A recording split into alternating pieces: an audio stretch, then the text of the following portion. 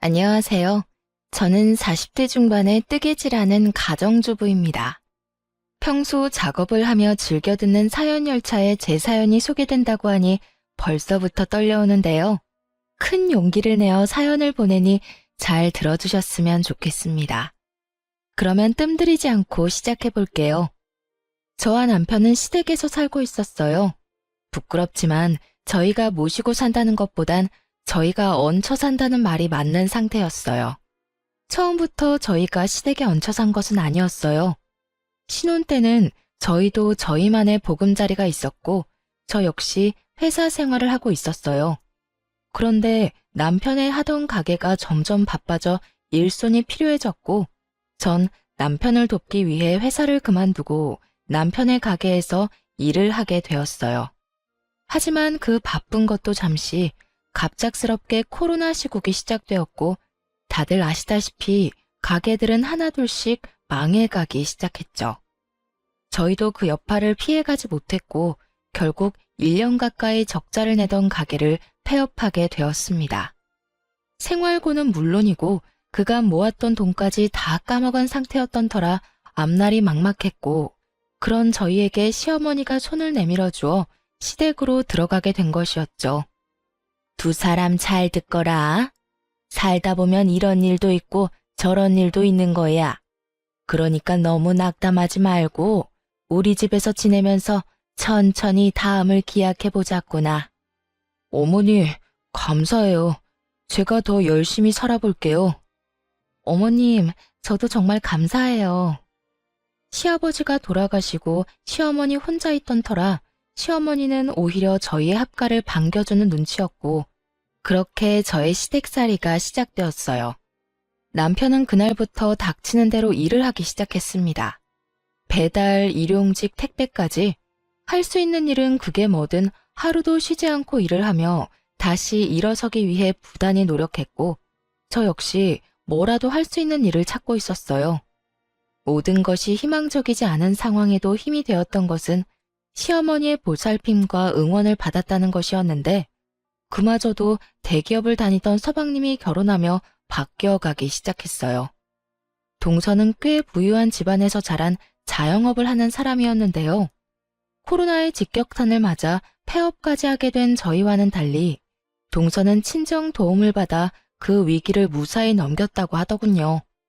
동서는 살면서 고생이란 해보지 않은 사람처럼 맑고 눈치라곤 전혀 보지 않는 사람이었는데 그런 동서의 태도에 어이가 없었던 적이 한두 번이 아니었습니다. 형님, 이번 아버님 제사 때 저 바빠서 준비는 못할 것 같아요. 아마 참석도 못할 수도 있을 것 같긴 한데 어떻게 해서든 참석은 할 수 있도록 빨리 마무리해 보도록 할게요. 형님도 아시잖아요. 아무리 직원들 있어도 사장이 있어야 가게가 제대로 돌아가는 거. 동서가 시집오고 맞이한 시아버지의 첫 제사에 제가 들은 말이었어요.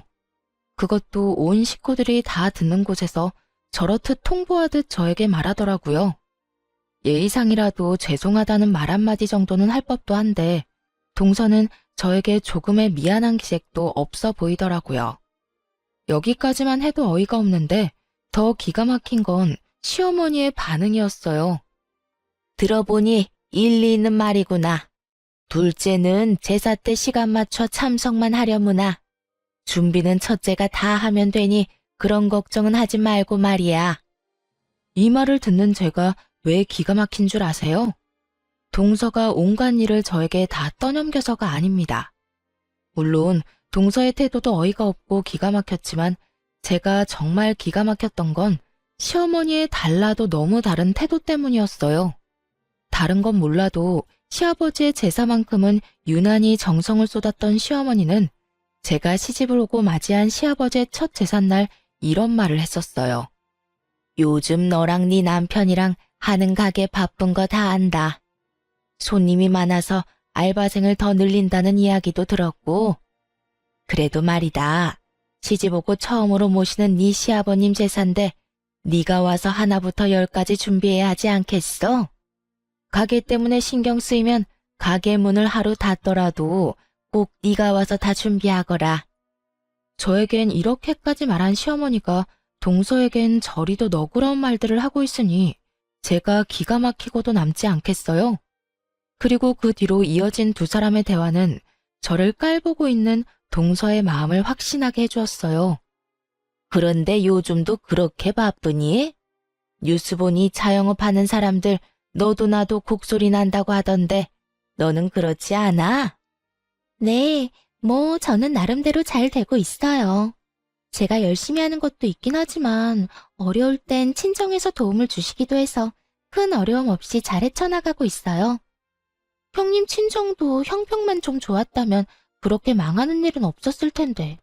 아, 그러니까 형님네가 가난하다는 말이 아니라 가게 망하고 시댁에 얹혀 사는 게 안타깝고 속상해서 하는 말이니 너무 기분 나빠하지 마세요, 형님. 이 말을 도대체 어떻게 들으면 기분 나쁘지 않게 들을 수 있는 걸까요? 한동안은 이런 동서의 화법 때문에 마음고생을 참 많이 했습니다. 매번 사람 기분은 상할 대로 다 상하게 만들어 놓고 마지막엔 꼭 제 생각을 해서 그랬다고 하니까요. 하지만 당하는 것도 한두 번이지 가끔 만나는 동서에게 딱 1년 당하고 나니 저도 가만히 당하고만 있을 순 없더라고요. 제가 돈이 없지 자존심이 없는 건 아니었으니까요. 다시 돌아온 시아버지의 제사. 동서는 마찬가지로 참석만 하겠다고 저에게 말을 꺼내왔고 전 시어머니가 또다시 그런 동서를 두둔하고 나서기 전에 재빠르게 동서에게 말을 꺼내기 시작했어요. 네, 조금 바쁘긴 해요. 알바생이 자꾸 바뀌어서 믿고 맡길 수도 없긴 하고요. 아, 그래? 하긴 그렇긴 하겠다. 동선의 가게가 손님은 없어서 일하기는 편한데 사장 성격이 지랄이라서 알바생들이 버티기 힘들다고 소문났더라고. 아, 지랄이라는 말은 내가 아니라 동선에서 알바했던 애들이 알바 후기에 남긴 말 그대로 쓴 거니까 오해하지 마. 시어머니는 제가 집에서 온 집안일을 다 하길 바라면서도 돈은 벌어오길 바랬고 제 경력에 재택근무로 할 수 있는 일은 없었기에 여기저기 일을 알아보고 있었죠. 그러던 중 알바 후기를 보게 되었고 그곳에서 동서의 가게가 알바생들 사이에선 악명 높은 곳이란 걸 알게 되었죠. 동서의 가게는 장사는 버티는 게 용할 정도로 손님이 없어 일은 편하지만 사장인 동서의 갑질이 심하니 다들 그 갑질을 버텨낼 자신이 있으면 가라는 말이 허다하더라고요.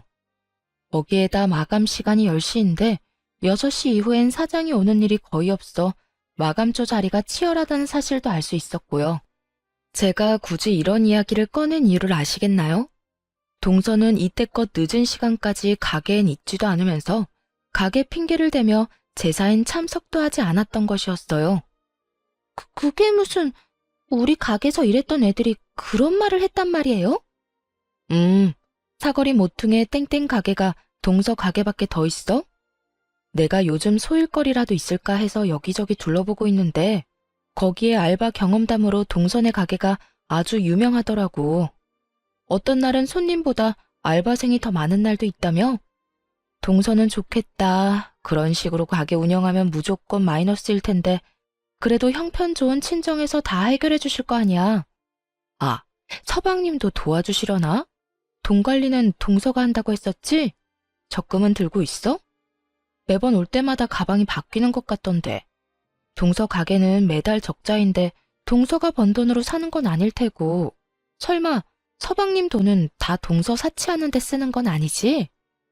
제 말에 시어머니는 눈을 부라리며 동서를 노려봤고 동서는 최선을 다해서 부인하고 나서더군요. 아니에요. 그건 다 시집 오기 전부터 소장하고 있던 거라고요. 딱 보면 알 거 아니에요. 신상도 아니고 전부 몇 년씩 된 건데. 하긴 형님이 뭐 아시긴 하겠어요? 동서야말로 급하다고 아무 말이나 막 하는 거 아니야? 오래된 백이라도 웃돈을 더 주고서라도 사들이는 라인도 있잖아. 오늘 동서가 가지고 온 가방처럼 말이야. 내가 아무리 명품 이런 거 모른다고 해도 그 정도는 알아, 동서. 그런가요? 저는 워낙 예전에 사서 몰랐네요. 하여튼 저 이번에도 형님 못 도와드릴 것 같으니까 그런 줄 알고 형님이 매번 그렇듯 고생 좀 해주세요. 대신 제가 봉투는 두둑하게 챙겨드릴게요. 봉투? 그래, 좋지. 그런데 동서, 내가 알바 후기에서 보니까 동선의 가게 마감조 알바 자리 다툼이 치열하다는데 그건 왜 그런 걸까? 아마 마감조가 6시부터 10시까지인 것 같던데 도대체 왜 일 많은 마감조가 인기가 많은 걸까? 동서는 이유를 알아? 사장님 갑질이 심하다는 가게 마감조가 인기 있는 이유가 과연 뭘까?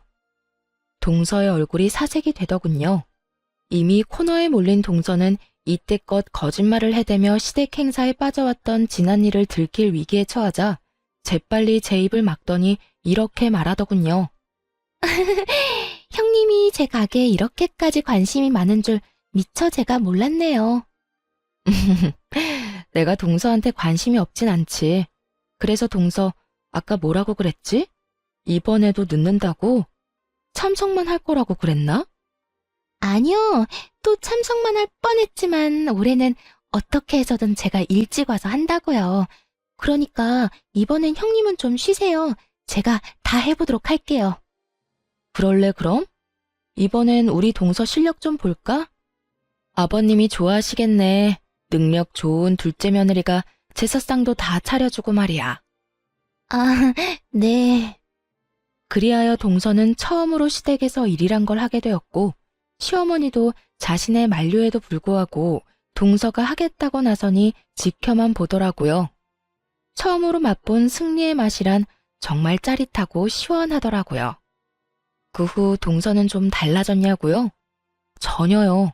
동서는 그 일이 있고 난 후 일을 갈았는지 더욱 저를 깔보며 괴롭히기 시작하더군요. 시어머니에게 선물 공세까지 해대며 저를 괴롭히니 시어머니도 그런 동서를 두둔하고 나섰고요. 그날은 아침부터 시어머니가 보이지 않는다 싶더니 오후 5시쯤 동서와 함께 집으로 들어오더라고요. 다정하게 팔짱까지 끼고선 말이죠. 저는 집으로 들어온 두 사람에게 인사를 건넸지만 두 사람은 제 말이 들리지도 않는 것인지 제 인사는 무시한 채 하하호호 두 사람만의 세상에 빠져있더군요. 어머님, 오늘 즐거우셨죠?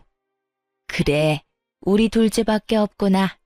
덕분에 오늘 너무 즐거웠어. 전신 마사지에 피부관리, 거기에 맛있는 밥까지. 오늘 완전 귀부인이라도 된 기분이었단다. 고마워, 우리 며느리. 아니에요. 이 정도로 멀려. 어머님 피부는 정기적으로 관리해 주셔야 효과 있으니까 저랑 자주 가요. 아까 제 회원권 끊는 김에 어머님 것도 끊었어요. 어머나, 그게 정말이니? 아까 보니까 회원권도 비싸던데. 하여튼 우리 며느리는 돈 쓸 줄 안다니까. 어딜 갔다 왔나 싶었더니 아주 제대로 시어머니를 구워 삼고 왔더라고요. 전신 마사지에 피부 관리에 밥까지 풀코스로 시어머니를 녹여놓았더라고요. 시어머니의 입은 귀에 걸려 있었고 이런 시어머니를 흐뭇하게 보던 동서는 고개를 돌려 저를 보며 이렇게 말하더군요. 형님, 저희 물 좀 주세요. 하루 종일 힘들게 돌아다녔더니 목이 타네요. 순간 진짜 진심으로 동서가 드디어 미쳤구나 하고 생각했어요. 아무리 시어머니의 신음을 한 몸에 얻고 있다고 한들 어떻게 손윗사람한테 물 심부름을 시킬 수가 있는지 제 상식에선 이해가 되지 않았거든요.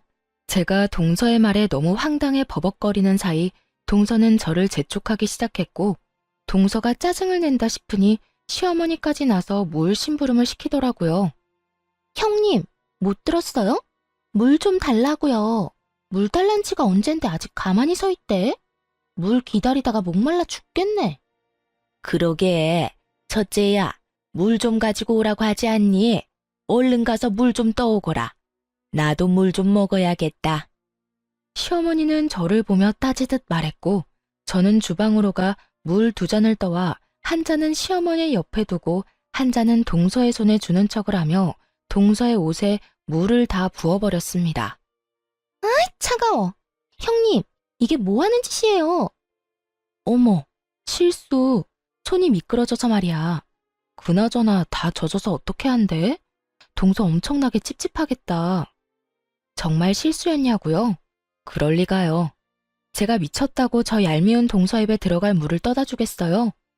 저는 시어머니의 말이 떨어지자마자 물을 확 부어 버려야겠다고 생각했고 그냥 동서의 머리에 부어버리기엔 너무 티가 날 것 같아 건네주며 일부러 손에서 놓쳐버렸던 거죠. 정말 실수라고 생각하는 시어머니와는 달리 눈치 빠른 동서는 저에게 화를 내며 따지기 시작했어요. 실수? 참나 기가 막혀서. 실수는 무슨. 형님, 일부러 엎은 거 다 티나거든요? 아, 진짜 이게 얼마짜리 옷인데. 어떻게 책임질 거예요? 실수라니까. 그리고 커피도 아니고 물이야, 물. 그 옷은 물 쏟으면 옷이 다 녹아내리기라도 해? 그런 것도 아니면서 책임은 무슨 책임? 괜히 오버하면서 괜히 사람 잡지 말고 나한테 이럴 시간에 얼른 집에 가서 옷이나 갈아입어. 아니면 내 옷이라도 줄까? 아니면 어머님 옷이라도 줘? 동서는 제 말에 그저 씩씩거리기만 할 뿐이었어요. 평소 온몸에 명품을 감고 사는 동서인데 제 옷이나 시어머니 옷을 입고 싶지는 않았을 것이고 그저 씩씩거리던 동서는 젖은 채로 집에 간다며 신경질적으로 시댁을 나서더군요. 그런 저를 보며 시어머니는 혀끝을 찼고요. 그러거나 말거나 저는 참 통쾌했습니다. 하지만 그날 이후 시어머니는 본격적으로 동서 편만 들기 시작했고 처음엔 동서가 오는 날에만 스트레스를 받았는데 시간이 지날수록 동서가 오지 않는 날에도 스트레스가 쌓여갔어요. 우리 둘째는 정말 싹싹하지 않니? 이번엔 글쎄 내 화장품까지 싹 다 바꿔주더라니까. 내 나이엔 고급 라인을 써줘야 한다고 말이야. 통도 얼마나 큰지 내가 아주 우리 둘째 며느리 때문에 호강한다니까. 그러게요. 어머님 좋으시겠어요. 좋다마다. 내가 며느리 덕에 이런 호강을 다 누리게 될 줄은 몰랐는데 내 아들이 다른 건 몰라도 장가 하나는 정말 끝내주게 잘 갔지. 그렇고 말고. 역시 내 아들이야. 시어머니는 동서가 없는 곳에도 말끝마다 동서 타령을 하기 시작한 것도 모자라 제가 정말 식모라도 되는 줄 아는지 무리한 요구까지 하기 시작하더라고요. 얘 첫째야, 너 반찬 좀 만들거라. 네? 냉장고에 어제 만든 반찬 많은데 혹시 드시고 싶으신 게 있으세요? 아니, 반찬 좀 해서 둘째네 가져다 주려고 그러지. 그저께 만났는데 소갈비찜 먹고 싶다고 하더라. 그러니까 갈비찜은 꼭 하고 고기도 좋은 거 사서 해. 몇 푼 아낀다고 질 떨어지는 거 사지 말고. 그거랑 밑반찬 한 5가지 하면 며칠은 먹지 않겠어? 다 떨어질만 하면 또 해서 가져다 줘. 해도 너무한다 싶었어요. 부탁하는 것도 아닌 명령조로 말하다니. 시어머니가 저를 고작 해야 식모쯤으로 여긴다는 걸 깨달았고 전 그런 취급까지 받으며 살고 싶진 않았습니다. 그래서 할 말은 다 하기로 했죠. 싫어요, 어머님. 제가 왜 동선의 냉장고 사정까지 신경 써줘야 해요? 동서가 바빠서요? 어머님은 동선의 가게 가보지도 않으셨어요? 거기 파리만 날려요. 그런 가게에서 바빠봤자 얼마나 바쁘다고 집에 반찬할 시간이 없대요? 그리고 설사 너무 바빠 반찬할 시간이 없으면 사 먹던가. 사 먹는 게 싫으면 동서가 직접 와서 부탁하라고 하세요. 그러면 제가 다시 한번 생각이나 해볼 테니까요. 뭐야? 너 진짜로 먹는 거로 이렇게까지 치사하게 나올 거야? 그까지 반찬하는 게 뭐 그렇게 힘들다고 이 난리인 게야? 반찬 몇 가지에 갈비찜까지 하는 게 쉽다고 생각하세요? 그렇게 쉬우시면 어머님이 직접 해서 주는 것도 괜찮겠네요. 동서가 더 고마워하지 않겠어요? 내가 그 힘든 걸 어떻게 해? 내 나이가 몇인데. 어머님, 조금 전까진 그까짓 거 뭐가 힘드냐고 했으면서 왜 지금은 말이 바뀌세요? 그거야. 너랑 나랑 같니? 넌 젊잖니?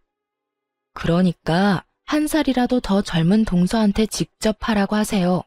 저보단 동서가 덜 힘들 테니까요. 말을 하면 할수록 궁지에 몰린다 싶었는지 시어머니는 입을 다문 채 그저 저를 쏘아보더라고요. 전 그런 시어머니의 시선을 외면한 채 방으로 들어와 버렸고요.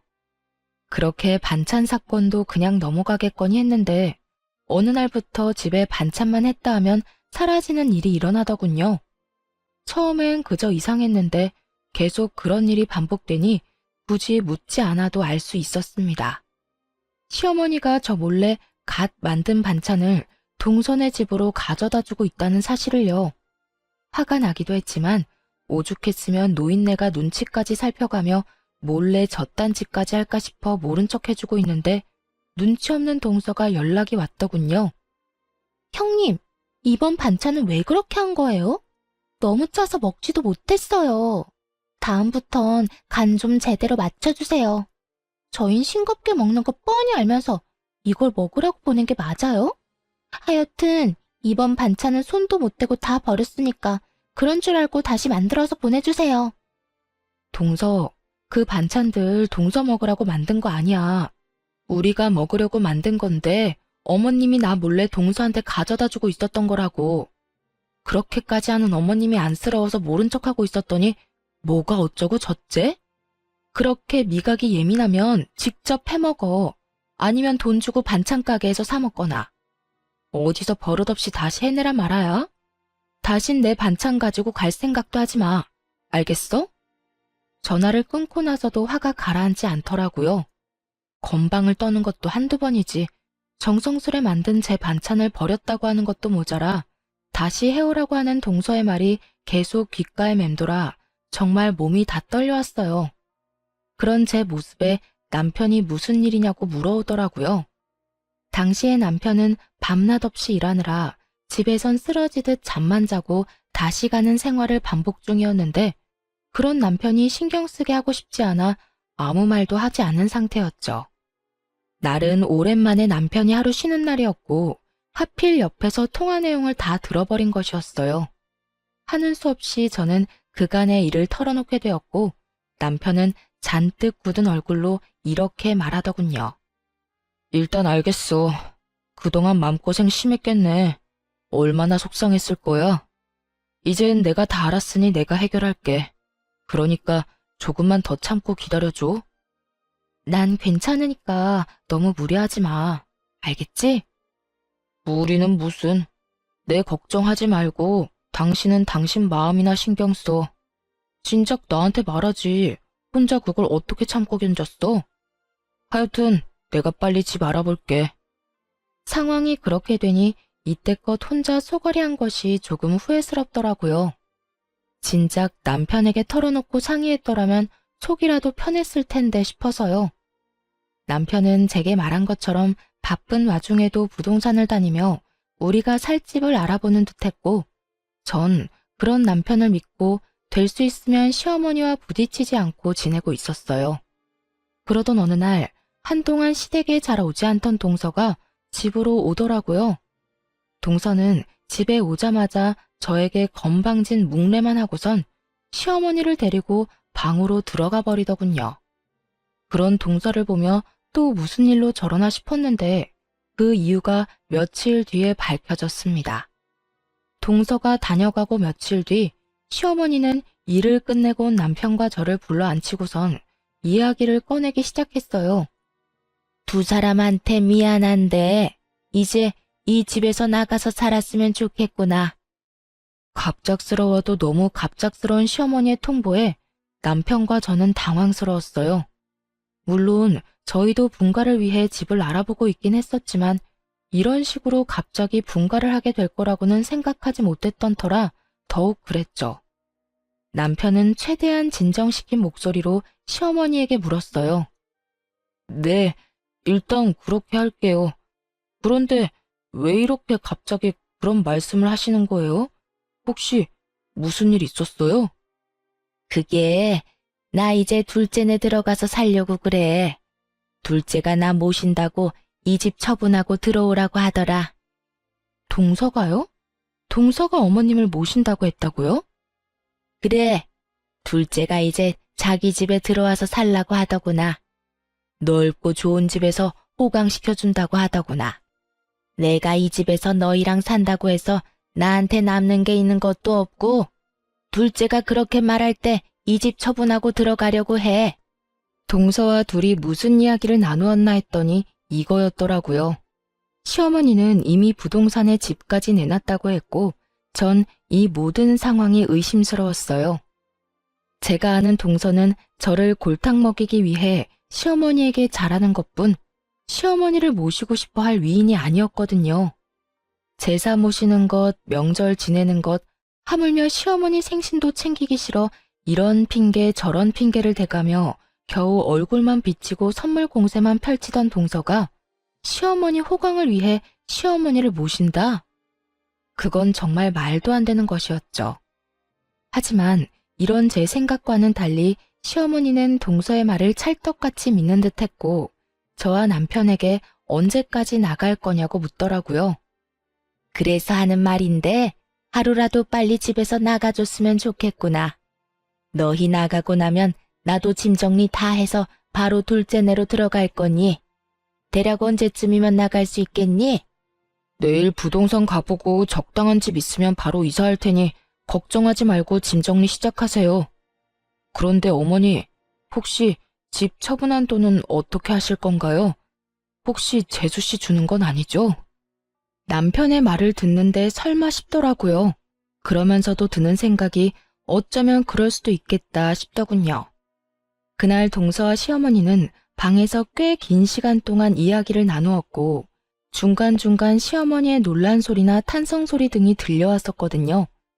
하나둘 퍼즐이 맞춰가는 순간 시어머니는 말까지 더듬으며 일단 부인을 하고 나서더군요. 뭐라고? 내가 그 돈을 왜 둘째를 줘? 내가 따로 가지고 있을 거니 내 돈 걱정은 하지 말고 너희나 걱정해. 혹시 나한테 돈 내놓으라고 하려고 그러니? 혹시나 하는 말인데 그 돈 내 노후 자금이다. 절대 못 내주니 너희 살 길은 너희가 알아서 찾거라. 그럴 생각도 없어요. 저희도 저희가 살 집 구할 능력 정도는 충분히 되는데 왜 어머니 돈을 욕심내겠어요? 그저 걱정되어서 그랬어요. 걱정?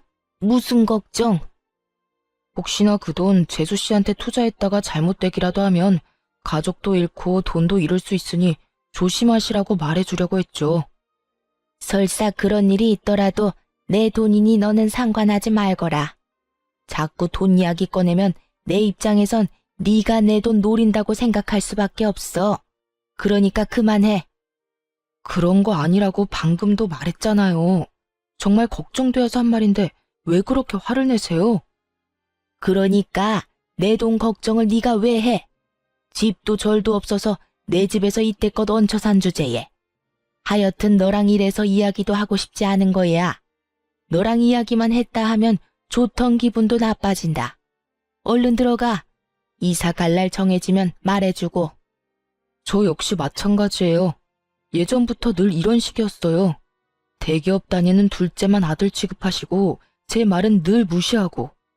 그래도 저희 힘들 때 흔쾌히 들어와 살라고 해주셔서 이제 저한테도 마음의 문을 열었나 했더니 그것도 제 착각이었나 보네요. 어머니 말대로 앞으로는 어머님 일에 아무 상관도 하지 않을 테니 나중에 후회하지 마세요. 감정이 많이 상한 남편은 방으로 들어가 버렸고 저 역시 남편을 따라 방으로 들어갔죠. 방에서 저희가 대화를 나눠본 결과 시어머니는 동서에게 돈을 주는 것이 거의 확실해 보였죠. 하지만 저희가 말을 더 꺼내봤자 재산 노리고 그런다며 괜한 오해나 받을 것 같았고 우리 나름대로 충분히 위험성을 설명했으니 나머지는 시어머니가 알아서 판단할 거라 생각하기로 했습니다. 그 후 저흰 적당한 집을 구해 서둘러 이사를 나왔고 저희가 나오자마자 시어머니 역시 집을 처분해 동선에 들어가게 되었습니다. 그렇게 다시 시작하게 된 둘만의 생활이 참 좋더라고요. 비록 전셋집이지만 내 집 꾸미는 재미도 있고 살림 사는 것도 훨씬 수월했어요. 무엇보다 좋았던 건 저도 제 일을 알아볼 수 있다는 것이었어요. 이제 그저 집에서 시어머니의 뒷바라지만 할 일도 없고 대출을 내고 전세로 얻은 집이라 남편의 짐을 덜어주기 위해 저도 일을 구해보기로 한 것이었죠. 하지만 제 의지와는 달리 현실은 냉정했어요. 오랜 경력 단절에 언제 임산부가 되어버릴지 모르는 기혼자의 취업은 생각보다 더 쉽지 않았고 운이 좋게 면접까지 가게 되더라도 떨어지기 일쑤였어요. 그러는 와중 시어머니에게서 연락이 와 동서내로 좀 오라고 했고 마침 남편도 쉬던 터라 함께 동서내로 가게 되었습니다. 어머님, 저희 왔어요. 동서, 우리 왔어. 응, 왔니? 형님 왔어요? 편한데 앉으세요. 동서와 시어머니는 소파에 편히 앉아 있더라고요.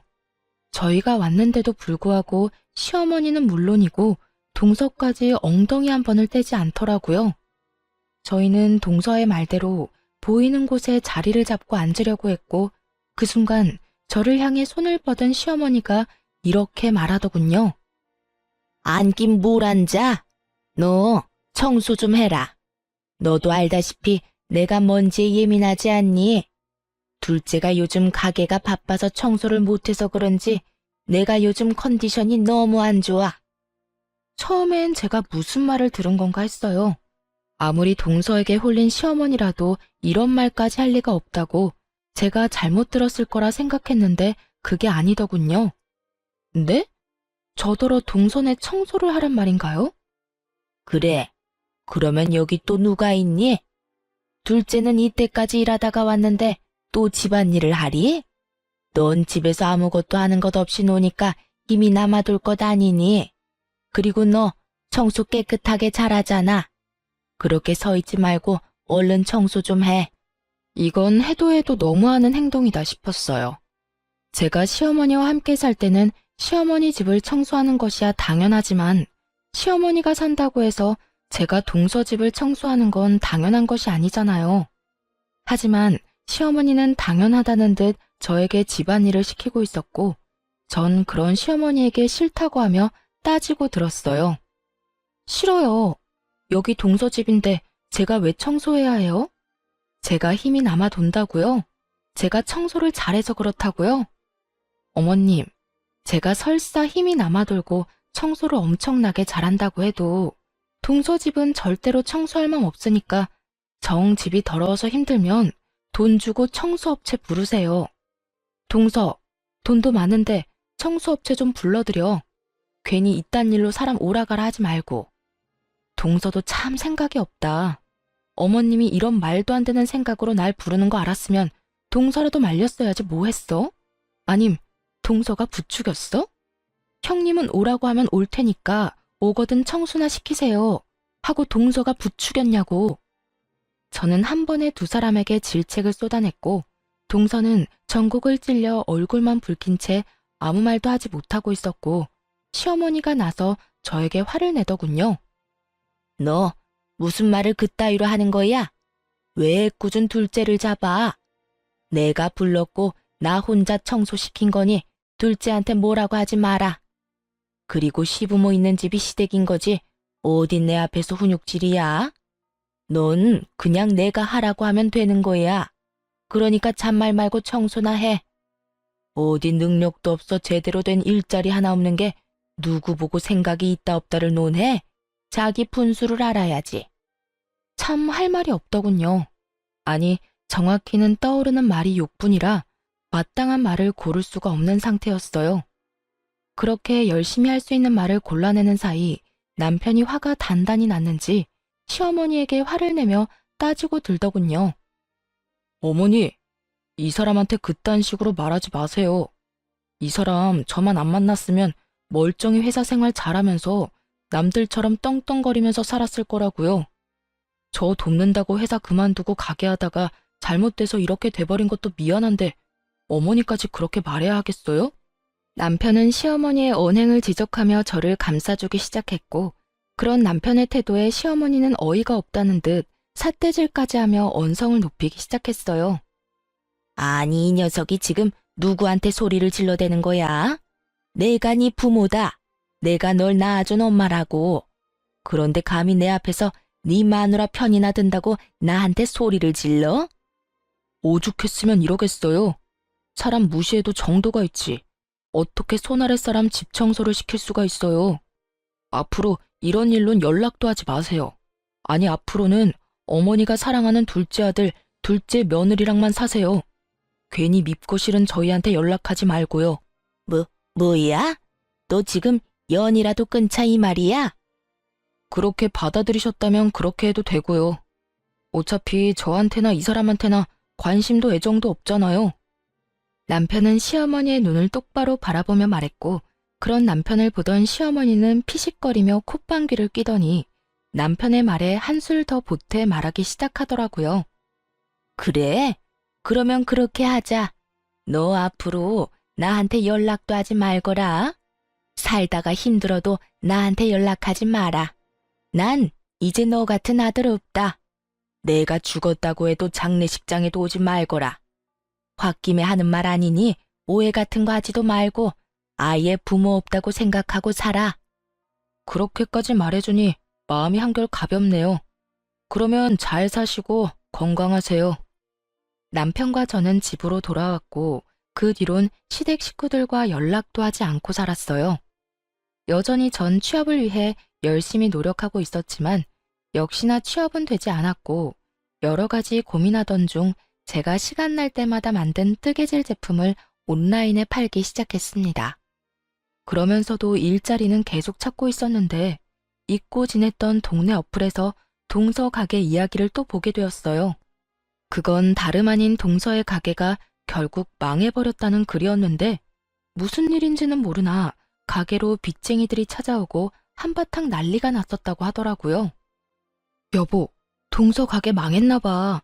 나 요즘 일자리 찾아본다고 어플 찾아보는데 거기에 알바 후기가 있거든? 거기에 동서 가게에서 일하던 직원이 후기 썼는데 거기 망해서 빚쟁이들까지 찾아왔다나 봐. 이게 다 무슨 일이야? 그러게. 빚쟁이까지 왔다는 거 보면 상황이 심각하다는 건데 어쩌다 그렇게까지 된 거지? 그러니까 어머님 돈도 동서 다 줬을 텐데 그 돈도 다 날린 거 아니야? 동서네는 그렇다 쳐도 어머님은 어떻게 해? 그런 걱정을 왜 해?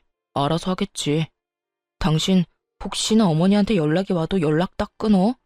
괜히 약한 모습 보이지 말란 말이야. 전 알겠다고 했고 남편의 예상대로 시어머니에게서 연락이 오더라고요. 1년 만에 연락이 와서 당당하게 꺼낸 시어머니의 말은 정말 가관이었습니다. 부모 영 끊고 잘 살고 있니? 어머님, 모르는 사람이 들으면 저희가 일방적으로 영 끊어낸 줄 알겠어요. 장례식장에도 오지 말라고 하면서 딱 잘라낸 건 어머님이잖아요. 그땐 하늘이 두 쪽이 나도 연락 한 통 없을 것처럼 모지게 굴더니 웬일이세요? 다름이 아니라 내가 돈이 좀 필요해서 연락했다. 집 처분한 돈은 다 어쩌고 돈이 급하신데요? 그 돈이 자유로웠으면 내가 너한테 이런 연락을 했겠니? 그 돈은 다 투자를 해서 뺄 수도 없는 상황이야. 그러니까 너희 이때까지 모은 돈 나한테 좀 빌려주고 내가 투자금 회수하는 대로 이자까지 쳐서 돌려줄 테니 지금 바로 입금할 수 있겠니? 제가 시어머니에게 빚진 것도 아닌데 마치 빌려준 돈 받아가는 사람처럼 당당하더라고요. 그런 시어머니에게 잠시나마 안쓰러운 감정을 느꼈던 제가 얼마나 한심했나 모릅니다. 전 더는 시어머니가 저를 이딴 식으로 대할 수 없게 좀 더 단호하게 말하기로 했어요. 저희 그런 돈 없어요. 뭐야?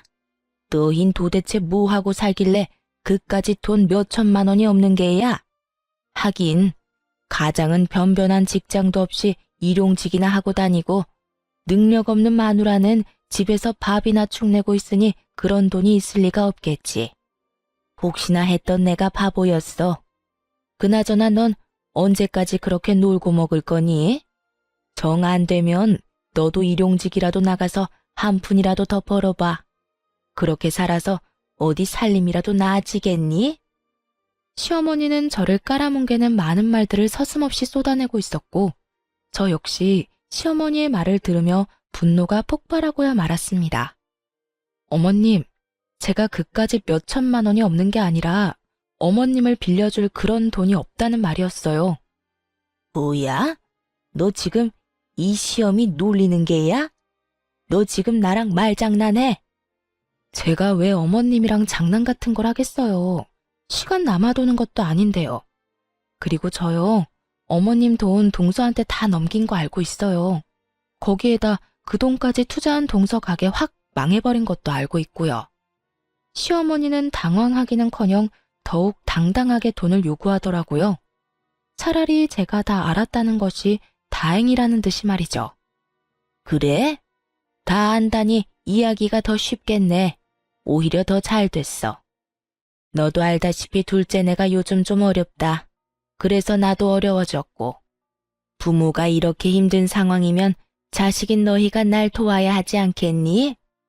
다른 때는 몰라도 힘들 때 가족이 돕지 않으면 누가 도와주겠어?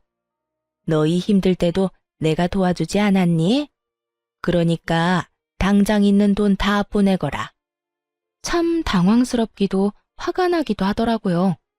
시어머니가 저희가 힘들 때 선뜻 합가를 권해주신 건 사실입니다.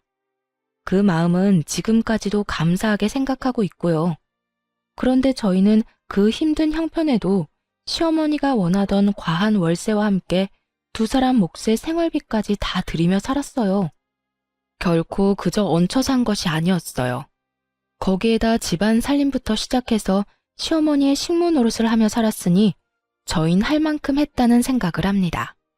이런 사실을 시어머니는 까맣게 잊은 듯 하길래 전 시어머니에게 저희가 그저 얹혀 산 것이 아니란 걸 말해주었어요. 어머님, 그때 도와주신 건 지금도 감사하게 생각하고 있어요. 그런데 어머님, 저희 매달 월세 생활비도 빠지지 않고 드렸고 지난 몇 년 동안 제가 그 집에서 식모살이 한 것만으로도 은혜는 다 갚았다고 생각해요. 그러니까 그때 일 여기에 갖다 붙이지 마세요. 전혀 다른 문제니까요. 그리고 그렇게 도움이 필요하면 저 말고 동서한테 말하세요. 돈은 동서한테 다 쓰고 도움은 저한테 받으려고 하지 말고요. 제 말에 시어머니는 노발대발 화를 내며 상처가 될 말을 고르고 골라 모진 말을 쏟아대더라고요. 하지만 그런 말로 더는 상처를 받지도 않았고 무엇보다 당하고만 있을 저도 아니었죠. 너 진짜 이렇게 나올 거야? 둘째네 상황 뻔히 안다는 애가 그런 말을 하고 싶어?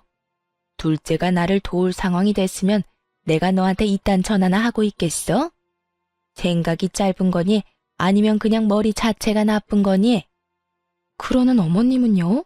생각이 짧은 거예요? 아니면 머리가 나쁜 거세요? 아니, 두 가지 다 일려나?